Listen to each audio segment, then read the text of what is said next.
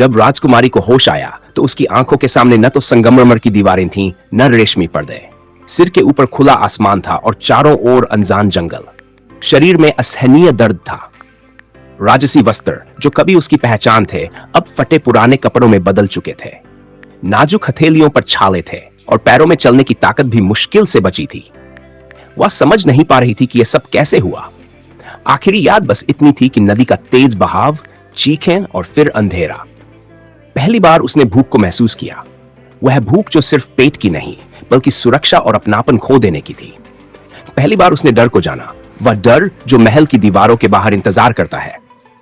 और पहली बार उसने अकेलेपन को महसूस किया। ऐसा अकेलापन जहां कोई सेवक नहीं, कोई रक्षक नहीं, कोई अपना नहीं। अब न कोई राजकुमारी थी, न ताज, न महल, सिर्फ संघर्ष था और जिंदा रहने की जिद। शुरुआती दिन बेहद कठिन थे। जंगल की आवाजें उसे रात भर डराती रहीं। भूख से पेट ऐंठता, लेकिन उसे नहीं पता था कि खाना कहां से आएगा। जो लड़की कभी सोने की थाली में खाना खाती थी, वह अब जंगली फल ढूंढने लगी। कई बार गलत फल खाकर बीमार पड़ी, लेकिन फिर भी हार नहीं मानी। समय के साथ उसने चलना सीखा, सहना सीखा और सबसे जरूरी, खुद पर भरोसा करना सीखा। जिस शरीर को कभी आराम की आदत थी, वही शरीर अब मेहनत का साथी बन गया।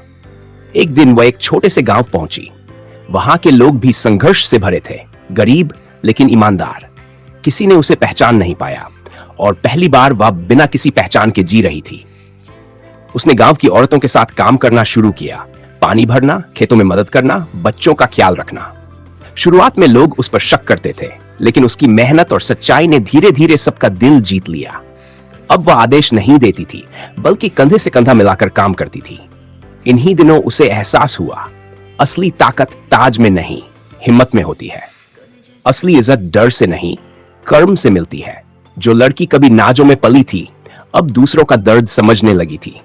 वह बीमार बच्चों के लिए जड़ी बूटियां लाती, थकी हुई औरतों की मदद करती और गांव के बुजुर्गों की बातें ध्यान से सुनती।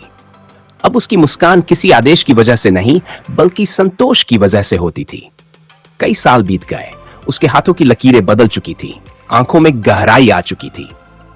वह अब सिर्फ एक लड़की नहीं थी, वह अनुभव बन चुकी थी। एक दिन उसी नदी के किनारे खड़े होकर उसने पीछे मुड़कर देखा। नदी ने उससे उसका राजसी जीवन छीन लिया था, लेकिन बदले में उसे कुछ और दे दिया था, आत्मसम्मान, आत्मनिर्भरता और एक मजबूत इंसान बनने का अवसर। अब अगर कोई उससे पूछता कि वह कौन है, तो वह मुस्कुरा कर कहती, मैं कोई राजकुमारी नहीं, मैं एक औरत हूं जिसने खुद को खुद बनाया है। और यही उसकी असली जीत थी।